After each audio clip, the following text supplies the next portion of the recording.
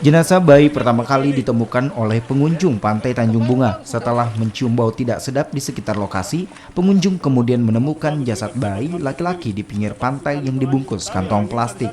Temuan ini kemudian dilaporkan ke Polsek Tamalate, Makassar untuk dilakukan penyelidikan. Diduga bayi ini sengaja dibuang akibat hubungan tidak resmi. Tadi sempat berenang di sana sama ini teman, kakak. Terus sekalian cari siput karena di kampung itu biasa makan siput ini. Jadi saat jalan ke sini, saya lihat kenapa lain-lain ini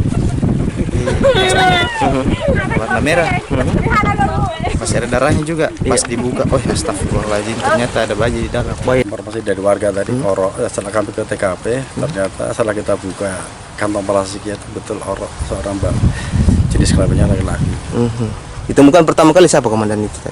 Sesuai dengan informasi itu anak yang sementara berenang sambil cari siput itu di pantai.